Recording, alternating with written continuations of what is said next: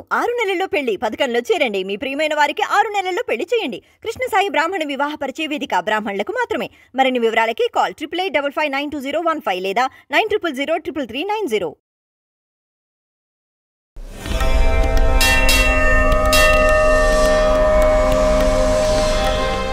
అద్భుతమైనటువంటి పాత్ర పోషించినటువంటి మహానుభావుడు హనుమ. గోష్పదీకృతమారాసిం వశకీకృత రాక్షసం రామాయణ మహామాలా రత్నం వందే అనిలాత్మజం అని ఆయన గురించి స్తోత్రం చేస్తే ఇదే స్తోత్రం చేస్తాం. ఏదైనా మనం మెళ్ళో ఒక హారం వేసుకున్నాం అనుకోండి, ఆ హారానికి 2 వైపులా పేటలు అంటారు. 2 పేటల్ని కలుపుతూ మధ్యలో ఒక నాయకం పూస అని ఉంటుంది. అది చాలా సొబగుగా చాలా గొప్పగా ఉంటుంది. సీతమ్మ రాముడు అనబడేటటువంటి హారంలోని అటు ఇటు ఉన్న పేటల్ని కలిపేటటువంటి ఆ నాయకం పూస, ఆ మణి హనుమ. ఆయన శ్రీరామాయణానికి అంతటికీ కూడా గొప్ప తేజస్సుని, రామాయణానికి అంతటికీ కూడా అంతటి ప్రకాశాన్ని తీసుకొచ్చినటువంటి మహాపురుషుడు. అసలు స్వామి హనుమ పేరు చెప్తే చాలు, బుద్ధిర్యశో బలం ధైర్యం నిర్భయత్వం అరోగత అజాడ్యం వాక్పటుత్వం చ హనుమత్ స్మరణాత్ లభేత్. హనుమని స్మరించినంత మాత్రం చేత, హనుమకి నమస్కరించి హనుమని సేవించినంత మాత్రం చేత హనుమ యొక్క గొప్పతనం ఎక్కడుందంటే అజాడ్యం. ఆయనని సేవించినటువంటి వారికి జాడ్యము పోతుంది. జాడ్యము అంటే జడత్వము.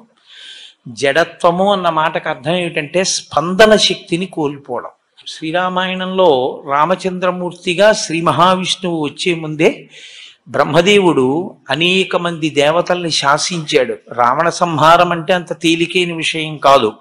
నరవానరముల చేత సంహరింపబడడు కనుక, ఆయన నరవానరముల చేత సంహరింపబడనని వరం అడగలేదు కనుక మీ అందరూ కూడా వానరాంశలలో వెళ్ళండి అన్నాడు. దేవతలందరూ వానరుల యొక్క అంశలలో వచ్చారు. కానీ ఒక్క హనుమ అవతారం మాత్రం చాలా విశేషమైన అవతారం. అసలు శ్రీరామాయణంలో విచిత్రం ఏమిటంటే బాలకాండలో హనుమ కనపడరు, అయోధ్యకాండలో కనపడరు, అరణ్యకాండలో కనపడరు. ఆయన కనపడేది 3 కాండలు దాటిపోయిన తర్వాత 4వ కాండ కిష్కింధకాండ ప్రారంభంలో కనపడతారు. 4వ కాండలో కనపడినటువంటి హనుమ కిష్కింధకాండ దాటగానే సుందరకాండలో అత్యద్భుతమైన పాత్ర పోషిస్తారు. ఇంకా తర్వాత శ్రీరామాయణంలో కిష్కింధకాండ వరకు ఉన్న పాత్రల్ని మర్చిపోయిన వాళ్ళు ఉంటారేమో, కానీ ఇక హనుమ పాత్ర మాత్రం ఎవ్వరూ విడిచిపెట్టలేరు. అంత గొప్ప స్థితిని పొందుతుంది. 7 కాండల రామాయణంలో ఉత్తరకాండ చాలా మంది చదవరు, 6 కాండలే చదువుతారు. 6 కాండలలో 3 కాండలలో అసలు హనుమ గురించి ఏమీ లేదు. 4వదైన కిష్కింధకాండలో ఆయన ప్రవేశం. 4వదైన కిష్కింధకాండలో హనుమత్ ప్రవేశ సమయంలో అసలు ఆయన ఎలా పుట్టారు అన్నదాన్ని మహర్షి చెప్పలేదు.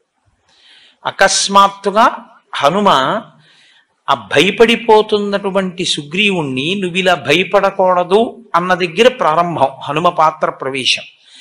ఎవరి హనుమ, ఎక్కడి నుంచి వచ్చారు, మధ్యలో ఒకసారి సంక్షిప్త పరిచయం మాత్రమే చేస్తారు. కానీ అసలు హనుమ యొక్క అవతార విశేషాన్నంతటినీ కూడా శ్రీరామాయణం ఉత్తరకాండలో చెప్పారు. అందులో అంజనాదేవి వాయుదేవుణ్ణి తన గర్భమునందు ధరించింది, అనగా వాయువు యొక్క తేజస్సుని ధరించి ఆమె గర్భవతి అయింది. కారణజన్ముడైనటువంటి ఒక మహాపురుషుడు జన్మించాలి. ఆమె పర్వత గుహలో ఉంది ఆ సమయంలో, అరణ్యంలో. ఆమెకి శాలిశూక నిభాభాసం ప్రసూతేమం తదాంగన ఫలాన్యాహర్తుకామావై నిష్క్రాంత గహనే వనే అన్నారు మహర్షి. ఆమె శాలిశూక నిభాభాసం, హనుమ యొక్క రంగు గురించి లోకంలో రకరకాల అపోహలు. ఆయనకి తీసుకెళ్లి నీలం రంగు వేసేస్తుంటారు. అసలు ఆయన రంగు అది కాదు. ఆయన పచ్చగా బంగారం ఎలా ఉంటుందో అలా ఉంటారు. వేష్టితార్జున వస్త్రంతం విద్యుత్ సంఘాత పింగళం అంటారు సుందరకాండలో మహర్షి. మెరుపుల పోగి ఎలా ఉంటుందో అంత పచ్చటి రంగు అయింది. శాలిశూక నిభాభాసం అంటే ఒక ధాన్యపు గింజని తీసుకుని పట్టుకుంటే దాని మొన ఎలా ఉంటుందో అంత పచ్చగా మిరిసిపోతున్నటువంటి హనుమ ఆ అంజనాదేవి యొక్క గర్భము నుండి బయటికి వచ్చారు. ఆవిడికి ఆకలేసి ఓ పండు తిందామని ఆ గుహలోంచి ఆ పక్కన ఉన్న అడవిలోకి ఆవిడ వెళ్ళింది. ఫలాన్యాహర్తు కామావై నిష్క్రాంత గహనేవని. ఇప్పుడు ఈ పిల్లవాడు పడుకుని ఉన్నాడు, అప్పుడే పుట్టి ఇంకా కొద్ది సమయం. ఈ పిల్లవాడికి ఆకలేసి పాలు ఇవ్వడానికి అమ్మ దగ్గరలో లేదు. పుడుతూనే ఈ పిల్లవాడికో పండు తిందామనిపించి ఆయన పైకి తలెత్తి చూశాడు. బాలసూర్యుడు కనపడ్డాడు. అంటే తెల్లవారుజాము సమయంలో సూర్యోదయ సమయమునందు స్వామి హనుమ జన్మించారు. ఆ బాలసూర్యుణ్ణి చూసి ఇదేదో ఎర్రటి పండు అనుకున్నారు. ఆయన అనుకుని వెంటనే బాలార్కాభిముఖో బాలో బాలార్క ఇవమూర్తివాన్ అన్నారంతే మహర్షి. బాలసూర్యుణ్ణి చూసి తినే పండనుకుని ఈయన కూడా బయలుదేరి సూర్యపథం వైపుకి వెళ్ళిపోయారు. ఇప్పుడు వాళ్ళిద్దరూ ఒకరికొకరు ఎదురుగా ఎలా ఉన్నారు? మహర్షి అన్నారు, బాలార్కాభిముఖో బాలో. బాలసూర్యుని ఎదురుగుండా నిలబడిన ఈ బాలుడు కూడా అంతే తేజస్సుతో ఉన్నాడు. పరబ్రహ్మమైన సూర్యనారాయణుడు తన దగ్గరికి వచ్చి తననే తినేద్దామని వస్తున్న బాలుణ్ణి చూశాడు. అరేరే, నేను ఇంత తేజస్సుతో నిలబడితే ఈ పిల్లవాడు కాలిపోతాడు. ఈ పిల్లవాడి యొక్క జన్మయే అపురూపము, అసాధారణము. వీడు లోకంలో తరువాతి కాలంలో చాలా ఉపకారం చెయ్యవలసిన వాడు. కాబట్టి ఈ పిల్లవాడిని నేను చెనకకూడదు అని తన తేజస్సుని ఉపసంహారం చేశాడు. ఆ పిల్లవాడు దగ్గరికి వెళ్ళిపోయి ఆ సూర్య బింబాన్ని పట్టుకున్నాడు, పండనుకుని తిందామని. అది పర్వకాలం కాబట్టి రాహువు సూర్యుణ్ణి గ్రసించడం కోసమని ఆయన వచ్చాడు.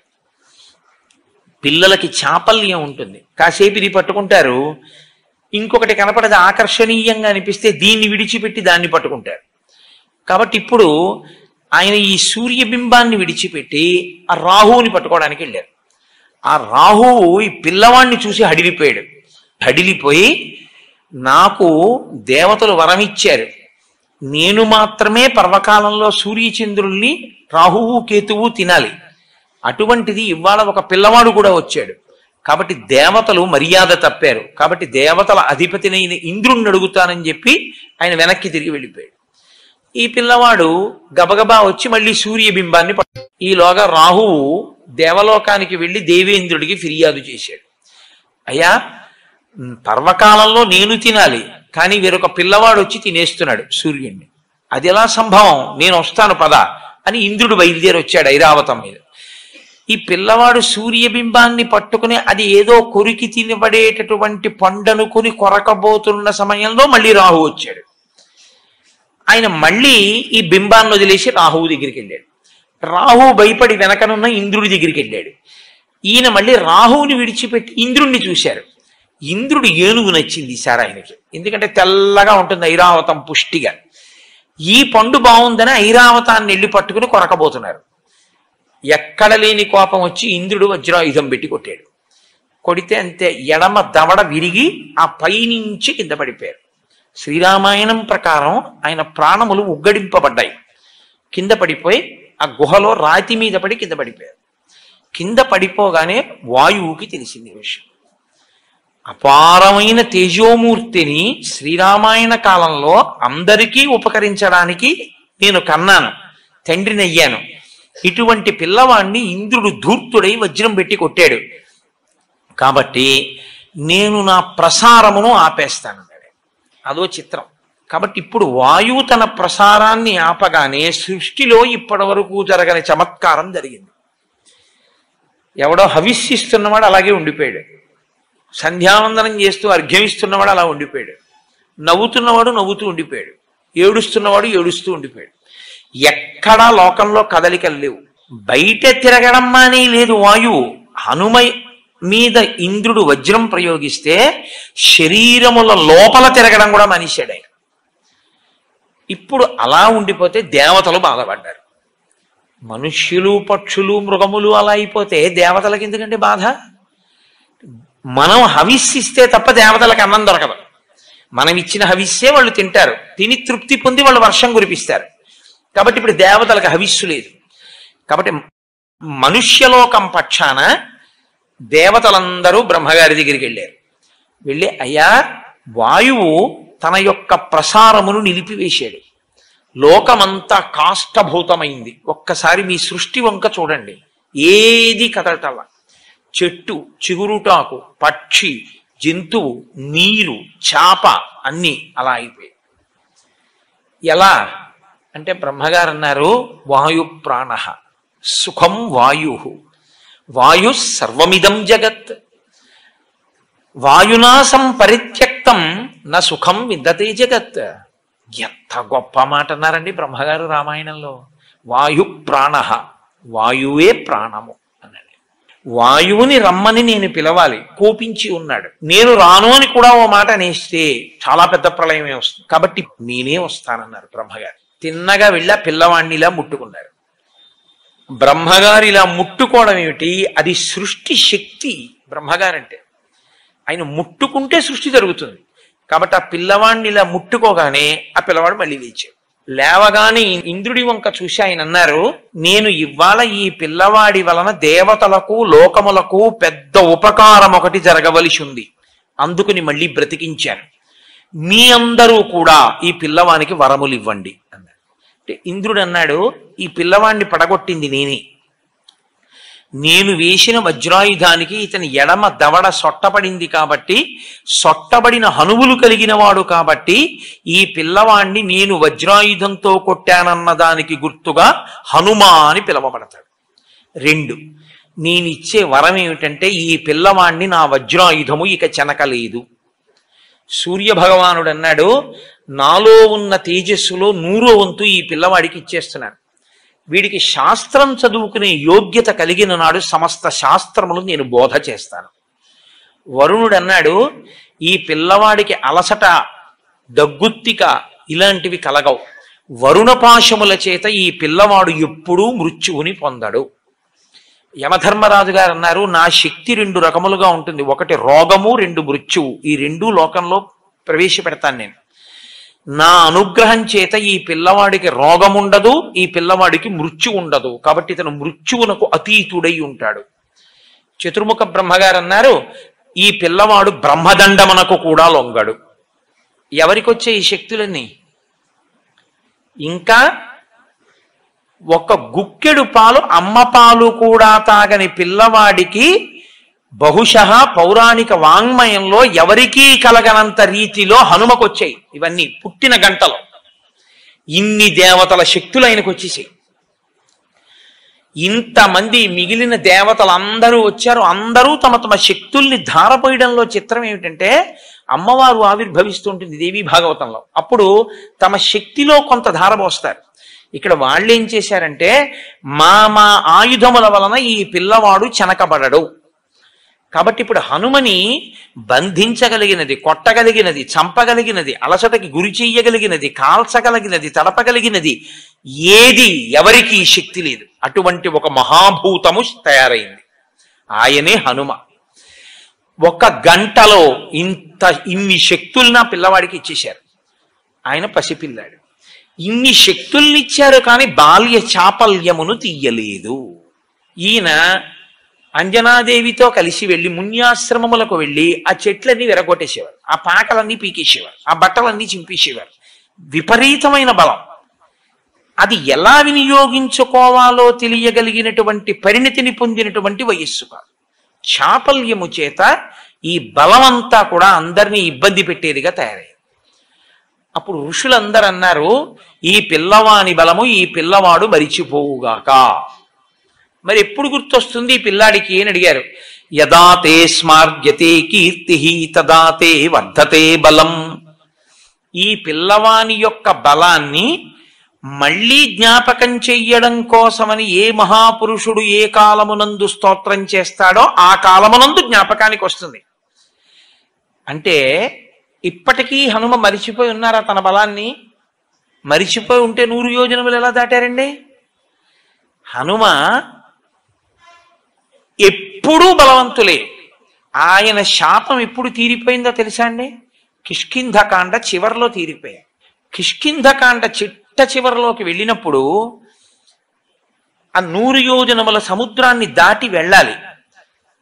దొరికేసిందిగా, విషయం తెలిసిపోయింది. 100 యోజనములు దాటి వెళ్ళిపోతే అవతల ఉన్న కాంచన లంకలో శిశుపా వృక్షం కింద సీతమ్మ తల్లి ఉంది. ఉందని ఎలా తెలుసు అంటే దూరదృష్టి కలిగినటువంటి వాడు సంపాతి ఎంత దూరమైనా చూసి చెప్పగలడు. ఇదిగో ఇక్కడి నుంచి నాకు చూస్తే 100 యోజనముల అవతల కాంచన లంకలో ఉన్నటువంటి శిశుపా వృక్షం కింద కూర్చున్న సీతమ్మ తల్లి నాకు కనపడుతోంది, అక్కడుంది సీతమ్మ అని చెప్పాడు. కాబట్టి ఇప్పుడు 100 యోజనములు దాటి వెళ్ళాలి. ఎవరు వెడతారు? మైందుడున్నాడు, దివిదుడున్నాడు, జాంబవంతుడున్నాడు, అంగదుడున్నాడు, సుషేణుడున్నాడు, తారుడున్నాడు. వీళ్ళందరూ లేచి ఒకడు 30, ఒకడు 40, ఒకడు 50, ఒకడు 60, ఒకడు 70, ఒకడు 90. ఎవడు ఎంత చెప్పినా 100 వెళ్ళి 100 తిరిగి రాలేని వాడు సముద్రంలోనే పడిపోతాడు. ఒక్క అంగదుడు అన్నాడు, నేను 100 యోజనములు దాటి లంకాపట్టణ ప్రవేశము చేయగలను, కానీ తిరిగి నేను వెనక్కి రాగలనా అన్న విషయంలో నాకు స్థిరమైనటువంటి అభిప్రాయం లేదు, రాగలనో రాలేను అన్నాడు. జాంబవంతుడు అన్నాడు, నువ్వు ప్రభువువి, నిన్ను పంపించరేమిటి అని అప్పుడు స్తోత్రం చేశాడు హనుమని. హనుమా, నీ శక్తి నీకు తెలియదు, నువ్వు నీ శక్తిని పుంజుకో, నీ బలాన్ని నువ్వు మరిచిపోయావు, నీకింత శక్తి ఉంది, నువ్వు వాయుదేవుని కుమారుడవు అని స్తోత్రం చేశాడు. ఆయన్ని స్తోత్రం చేసి గుర్తు చెయ్యగానే శాప విమోచనం అయిపోయాడు, ఆయనకి బలం వచ్చేసింది. హనుమ ఉత్తరక్షణ ప్రతిజ్ఞ చేశారు, నేను ఇక్కడ నుంచి బయలుదేరితే, నేను నిలబడినప్పుడు, నేను ఇక్కడి నుంచి ఎగిరినప్పుడు నా పాదముల యొక్క శక్తిని భూమి తట్టుకోలేక పాతాళములోకి కుంగిపోతుంది. కాబట్టి నేను మహేంద్రగిరి పర్వత శిఖరముల మీద నిలబడి అక్కడి నుంచి బయలుదేరుతాను. నా శక్తి ఏమిటో నాకు అర్థమైంది. 100 యోజనముల సముద్రమును నేను లంఘించి ఆవలకి వెళ్ళక్కర్లేదు, నేను ఇప్పుడు 100 యోజనములు గడచి వెడతానన్నారు ఆయన. అప్పుడే పోయింది ఆయనకి ఆ శాపం. హనుమ గురించి ఒక మాట చెప్తారు కిష్కింధకాండ చిట్ట చివరి శ్లోకంలో, సవేగవాన్ వేగ సమాహితాత్మా హరిప్రవీర పరవీరహంత మనస్సమాధాయ మహానుభావో జగామలంకాం మనసా మనస్వి. ఇది చివరి శ్లోకం కిష్కింధకాండకి. మహర్షి అన్నారు, శరీరంతో వెళ్ళాలి సముద్రం దాటి, మనసుతో వెళ్ళిపోయారు హనుమన్నారు. అది ఆయన మనోజవం, ఆయనకేం భయం లేదు. హనుమ అంటే హనుమే. అందుకే రామాయణంలో మీరు జాగ్రత్తగా పరిశీలిస్తే హనుమ ఎక్కడ ఉంటారో అక్కడ ప్రాణములు నిలబడతాయి. మీరు చూడండి, ఆయన మొట్టమొదట కిష్కింధకాండలో కనపడ్డప్పుడు సుగ్రీవుడు హడిలిపోయి పారిపోతున్నాడు. ఆపారు ఆయన. ఎందుకు అలా పారిపోతున్నావు అని అడిగారు. లఘుచిత్తతమాత్మానం నస్థాపయసి యోమతః అన్నారు ఆప్ చేసి. ఇంత తేలికైన మనస్సున్న వాడివి, ఇంత పిరికి వాడివి, నువ్వు వానరాజ్యానికి రాజు అవుతావా నువ్వు? అహో శాఖా మృగత్వంతే అన్నారు. అది మంత్రి అంటే. ఎప్పుడు ఎలా మాట్లాడాలో అలా మాట్లాడారు. కొమ్మల మీద తిరిగే కోతి ఏమిట్రా ఈ పరుగో అని అడిగారు. ప్రభువు అని దయ చూపించలేదు. ఏమిటా పరిగెత్తడం ఏమిటి? ఎందుకు పరిగెడుతున్నావు ఋష్యమూకం మీద? వాలి రాడుగా ఇక్కడికే, దేనికి నీకు భయం? ఇద్దరు నరులు వస్తున్నారు, చూడు ఎలా ఉన్నారు. రామలక్ష్మణులు వెళ్ళిపోతున్నారు అక్కడ పంపా తీరంలో. వాలి పంపి ఉంటాడు నన్ను చంపడానికి, వాళ్ళిద్దరిని చూస్తే భయం ఇట్లా, అందుకే పారిపోతున్నానన్నారు. చూస్తే పారిపోవడమే, వాళ్ళెవరో ఏమిటో నేను కనుక్కొస్తాను, అలా ఉండు. వెళ్ళి రామలక్ష్మణులతో సుగ్రీవుడికి మైత్రి చేయించారు. రామలక్ష్మణులకు సుగ్రీవుడికి మైత్రి జరిగింది కాబట్టి సుగ్రీవుడికి రాజ్యం వచ్చింది. సుగ్రీవుడి భార్య రుమ సుగ్రీవుడికి దక్కింది. అసలు యుద్ధకాండలో ఆయన చేసినటువంటిది ఒక అత్యద్భుతాన్ని చేశారు ఆయన. అది అనన్య సామాన్యం. ఎందుచేత అంటే ఒకరోజు యుద్ధకాండలో ఇంద్రజిత్ యుద్ధం చేశాడు. యుద్ధం చేసినప్పుడు వానర సైన్యంలో ఎవ్వరూ లేచి నిలబడడానికి వీలు లేకుండా రామచంద్రమూర్తి అంతటి వాడు నిలబడిన తీరుని వాల్మీకి మహర్షి వర్ణించారు. వడగళ్ల వానలో నిలబడిన వాడిలా ఉన్నాడు రాముడు అన్నారు. ఒక వానరుణ్ణి కాదు, కొన్ని కోట్ల మంది వానరుల్ని, 84 కోట్ల మంది వానరుల్ని అని నాకు జ్ఞాపకం. ఆకాశంలో మేఘాల చాట్న ఉండి ఎప్పుడు బాణం తీశాడో ఎప్పుడు బాణం వేశాడో తెలియకుండా అందరి శరీరంలోనూ బాణాల ములుకులు విరిగిపోయాయి. కొన్ని లక్షల మంది చనిపోయారు. కొన్ని లక్షల మందికి కాళ్ళో చేతిలో విరిగిపోయాయి. రామలక్ష్మణులు కూడా పడిపోయారు నేల మీద. ఆ పడిపోయిన రోజున బ్రహ్మాస్త్రానికి కట్టుబడడు కాబట్టి ఇంద్రజిత్ బ్రహ్మాస్త్రం వేసి వెళ్ళిపోతే హనుమ ఒక్కరే బ్రహ్మాస్త్రమునకు కట్టుబడరు కాబట్టి ఆయన లేచారు. గౌరవం ఇచ్చి బ్రహ్మాస్త్రానికి కాసేపు కట్టుబడి లేచారు. విభీషణుడికి తెలుసు కాబట్టి తట్టుకున్నాడు. ఇక మిగిలినటువంటి వీళ్ళిద్దరూ 2 కాగడాలు పట్టుకుని అసలు బతికున్నారా ముఖ్యమైన వీరులు చూద్దామని వెడుతున్నారు. పెద్దవాడు అని జాంబవంతుడి దగ్గరికి వెళ్ళారు. కనురెప్ప పైకెత్తడానికి లేదు జాంబవంతుడికి, అలా కొట్టేశాడు ఇంద్రజిత్తు. పడిపోయి ఉన్నాడు ఆయన పెద్దవాడు. కాగడాలు పట్టుకుని వెళ్ళి విభీషణుడు అన్నాడు, తాతా కుశలమా అని అడిగాడు. అంటే జాంబవంతుడు అన్నాడు, హనుమ కుశలమా అని అడిగాడు. అడిగితే విభీషణుడు అన్నాడు, తాత రామలక్ష్మణులు కుశలమా అని అడగవలసింది, నువ్వు అలా అడగలేదు. నువ్వు అలా అడగకుండా హనుమ కుశలమా అని అడుగుతున్నావు, పొరపాటు పడ్డావా అన్నారు. అంటే జాంబవంతుడు అన్నాడు, నేను పొరపాటు పడి అడగలేదు, పూర్తి స్వస్థతతో ఈ మాట చెప్తున్నాను నేను. ఎందుకో తెలుసా? ఆ హనుమ ప్రాణాలతో కాని ఉన్నారా మనందరం ఉన్నట్లే. హనుమజ్జుజ్జిత ప్రాణే జీవంతోపి వయం హతాహ. ఆ హనుమ కాని మరణించారా మనందరం బతికున్నా చచ్చిపోయినట్టు. ఒకవేళ మనందరం చచ్చిపోయినా హనుమ ఒక్కరు బతికుంటే మనందరం బతికినట్టే, బతికించేస్తారే. అందుకు అడిగాను, ఉన్నాడా క్షేమంగా? ఇంకొకడైతే ఈ కితాబు విన్నందుకు, చూశావా నా సంగతి అంటాడు విభీషణుణ్ణి. హనుమ వంగి జాంబవంతుడి పాదములు పట్టుకుని, తాత హనుమ నీకు నమస్కరించుచున్నాడు అన్నాడు. అంటే ఆయన అన్నారు, నాయన వేళ లేదు, ఈ రాత్రి లోపల బతకాలి సైన్యం. ఉత్తర క్షణంలో ఎక్కడున్నారు వాళ్ళు? దక్షిణ సముద్రానికి ఆవల కాంచనలంకలో ఉన్నారు. ఈ రాత్రికి రాత్రే నువ్వు ఇక్కడి నుంచి ఎగిరిపోయి ఉత్తర దిక్కున కైలాసము వృషభము అన్న 2 పర్వతముల మధ్యలోకి వెళ్ళాలి. అక్కడ ఒక ఓషధీ పర్వతం ఉంది, అందులో 4 ఓషధులు ఉన్నాయి. నువ్వు వెంటనే వెళ్ళి ఆ 4 ఓషధులు పట్టుకొచ్చేయాలి 10 నిమిషాల్లో. వాల్మీకి రామాయణంలో మహర్షి ఏమన్నారో తెలుసా అండి? రావణాసురుడి మేడ కూడా కదిలిపోయింది ఆయన వేగానికి. ఇలా కన్ను మూసి కన్ను తెరిచేటప్పటికి మెరుపు మెరిసినట్టు వెళ్ళిపోయారంటే అది ఆయన మారుత తుల్య వేగం. అంటే కైలాసము వృషభము మధ్యలోకి వెడితే ఓషధులు అనుకున్నాయి, ఈయన మనని తీసుకెళ్ళిపోవడానికి వస్తున్నాడు, ఈయనకి కనపడకుండా దాక్కుందామని తేజస్సుని అవి ఉపసంహారం చేస్తే రామకార్యం మీద వచ్చిన నాకు ఉపయోగపడకుండా దాక్కుంటారా?